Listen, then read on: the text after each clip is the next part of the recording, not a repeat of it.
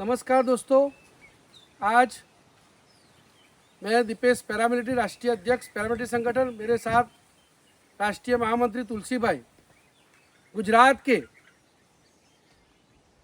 Dahod district के सिंगवड तहसील के एक छोटे से गांव में जहां हमारा सीएपीएफ जवान, उनकी क्या परिस्थिति है, उस जवान के शहीद के बाद उस परिवार की दयनीय स्थिति, आइए हम उस परिवार को देखते हैं और क्या सही में कल्याण बोर्ड सीएपीएफ के लिए होना चाहिए कि नहीं होना चाहिए, उसके बारे में खुल के आप लोग बात करना।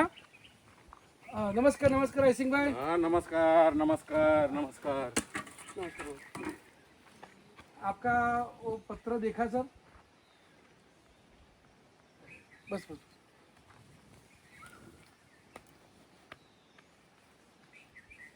आओ साहब। सिंह भाई, दुख काफ़ी हुआ आपका पत्र पढ़ के, और संगठन ने भी, हम आज खुद ही आ रहे हैं, आपके पिताजी को भी मिलना था। हाँ, चलिए।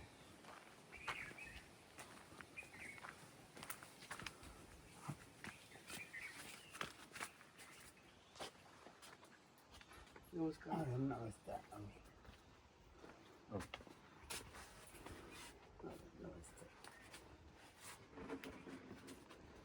कैसे तबीयत? हरी से देखिए, आज हम ऐसे परिवार से आपको रूबरू करा रहे हैं। एक जवान देश के लिए अपना सर्वोच्चम योगदान दे रहे हैं, उसके बाद आज ये सीएपीएफ की दयनीय परिस्थिति, उनके फादर, उनके मेडिकल समस्या, उनके बच्चों को पढ़ने का कोई ऐसी व्यवस्था नहीं है जिसके चलते उनकी दुख तकलीफ समस्या का निवारण सही तरह हो पाए। पैरामिलिट्री संगठन बार बार ये सब चीज दिखा के जवानों के लिए, स्पेशली जो जवान अपने परिवार को, ऐसे बुढ़े माता पिता सबको छोड़ के, नन्हे बच्चे पत्नी सबको छोड़ के देश सेवा में अपना योगदान दे रहे, ऐसे जवानों की हालत बहुत ही दयनीय है। मैं पूरी घटना आपके सामने रख रहा हूँ। जो बुरा भाई, उनके जो जवान के ब्रदर भी यहाँ पर राय सिंह भाई है, उन्होंने भी काफ़ी संघर्ष किया। 7 साल तक पेंशन शुरू नहीं हुआ, उसके बाद स्वर्गस्थ बारिया रमतीबेन, उनके नाम मुश्किल से पेंशन शुरू हुआ। उसके बाद संगठन के लगातार प्रयास चलते रहे। दिल्ली के चक्कर बार बार पीएडी बीएसएफ के 75 बटालियन में कागज लेटरबारी चलती रही, वो संगठन ने किया। अगर ये संगठन नहीं होता तो कौन पत्र लिखता, कैसे कार्रवाई होती?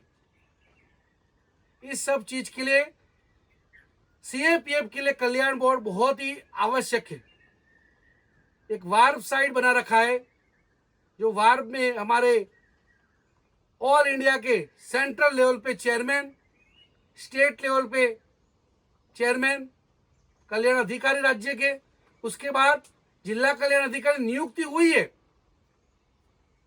लेकिन वो लोग ऑन सर्विस वाले होने के कारण उनको ऑन सर्विस वाले जवानों और जो बॉर्डर की हो, गवर्नमेंट की ओर से जो उनके पास ऑर्डर आते हैं चुनाव के, प्राकृतिक आपदा, दंगा फसाद, तो उसके लिए भी एक्टिव ड्यूटी, इलेक्शन ड्यूटी जो भी है, मंत्री सबकी सुरक्षा, NDRF, water wing, air wing, deputation में बंदे जाते हैं, तो वहां की नफरी को भी सुरक्षा के लिए उनके ऊपर बहुत बड़ा एक दायित्व होने के कारण ये एक जिम्मेदारी एक्स्ट्रा एडिशनल सही रूप से, सही ढंग से जो उसको न्याय देने वाली बात होती है, वो न्याय नहीं दे पाते। इस जैसे परिवार कहीं गेट पे जाएंगे, उनको पता ही नहीं है किसको मिलना है, क्या करना है, तो शायद कई बार हमने देखा भी है संगठन ने, वो गेट से वापस जाते, संगठन उनका कागज कार्रवाई करते हैं। लेकिन सरकार से मेरी रिक्वेस्ट है कि आप हमारे जवान, उनके परिवार, उनकी देखभाल के लिए, उनके बच्चों की शिक्षा के लिए, बूढ़े माता पिता के स्वास्थ्य के लिए, क्योंकि ये गांव में सीजीएचएस बना दिया, सेंट्रल गवर्नमेंट हेल्थ स्कीम, तो वो तो सिटी में है। नमस्कार। नमस्कार। आपका कोई स्वास्थ्य का प्रॉब्लम है तो कहाँ ले जाते? वो प्राइवेट दवाखाना में जाते हैं हम। सरकारी कोई लाभ ही नहीं है। नहीं है। आपको कोई भी तकलीफ हो तो क्या कहाँ जाएंगे आप? तो प्राइवेट दवाखाना में ये इतना दाहोद में दाहोद संजय बस प्राइवेट में जाना पड़ेगा। प्राइवेट में जाना पड़ता है। तो मेरी सरकार से रिक्वेस्ट है खास करके कि आप देखिए कि उनकी जो हेल्थ का प्रॉब्लम है वो गांव लेवल तक कैसे सॉर्ट आउट होगा, उसके लिए कोई स्कीम नहीं है। तो ये बहुत एक बड़ा है। फिर दूसरा, उनके बच्चों के एजुकेशन के लिए, जो जवान शहीद हो गया उनके बच्चे कहाँ पढ़ेंगे? सीएपीएफ के लिए मैंने देखा गया है 6 साल से मैं लगातार संगठन के, हमारे सीएपीएफ परिवार के जो भी मेरे से बन पाए, तो मेरे सामने जो बातें सामने आई है उसमें सबसे बड़ा है कि एक प्राइवेट स्कूल में अगर उसका एडमिशन लेना हो वहां भी उसको दिक्कत आ रही है, केंद्रीय विद्यालय में भी एडमिशन लेना हो वहां भी दिक्कतें आ रही है। तो इसका एक पॉलिसी सही रूप से बनाए। कई जगह ऐसा अपमान होता है कि आप आर्मी के नहीं हो, आप पैरामिलिट्री के जवान हो। मैं पूछना चाहता हूं सरकार से कि क्या ये पैरामिलिट्री के जवान देश की सुरक्षा के लिए भेदभाव करते हैं? कहीं दुश्मन की गोली, दुश्मन के सामने लड़ना हो, सरकार ने आदेश दिया हो सर्जिकल स्ट्राइक करना हो, तो क्या पैरामिलिट्री के परिवार पीछे बैकफुट पे आते? नहीं साहब। चाहे किसी भी तरह का मौसम हो, बर्फीली रात हो, कोई भी परिस्थिति हो, जंगल नाली कहीं भी जाना हो, हमारे जवान देश की सुरक्षा में आगे जाते। जब वो भेदभाव नहीं कर रहे तो देश के नागरिकों से मेरी अपील है, आप लोग भी इन वीडियो को ज्यादा से ज्यादा शेयर कीजिए। ऐसे इस तरह के कई बार हमने वीडियो दिखाए है, लाइव प्रसारित किया है, ताकि हमारे पास कोई और माध्यम नहीं है। न्यूज चैनल वाले, उनके पास उनके एंकर को देने के लिए हमारे पास पैसे नहीं है। हम भी एक जवान है, हमें हमारे जवान, हमारे परिवारों की क्या समस्या, दुख तकलीफ क्या, वो हम भली बातें महसूस कर सकते। इसलिए मेरी खास रिक्वेस्ट है कि इन परिवार को 7 साल पहले जवान की मदर के पेंशन के लिए, सही है ना सर? सही। और उसके बाद माता जी के अवसान के बाद, देहांत के बाद फिर फादर के लिए पेंशन शुरू हुआ, उसके लिए 5 साल लगे। तो 7 और 5 12 साल। और अभी मुझे जानकारी जो उनके भाई की तरफ से मिला है कि जब उनके भाई का जो गुमशुदा का जो था उस टाइम से लेके उनका पेंशन शुरू हुआ, वो बीच वाला समय का भी पैसा उनको भुगतान नहीं हुआ। तो डिपार्टमेंट को खास रिक्वेस्ट कि आप लोग उनका पूरा बायोडाटा देखिए, रिकॉर्ड देखिए कि कहाँ से क्या उनको मिलने वाला है। उस चीज़ के लिए मैं फिर से कल्याण अधिकारी और गवर्नमेंट को, आदरणीय गृह मंत्री साहब से रिक्वेस्ट करना चाहूँगा कि आप देखिए सर, और एक ऐसी व्यवस्था बनाए ताकि ये संगठन को भागना ना पड़े, क्योंकि ये संगठन के सदस्यों का काम नहीं है।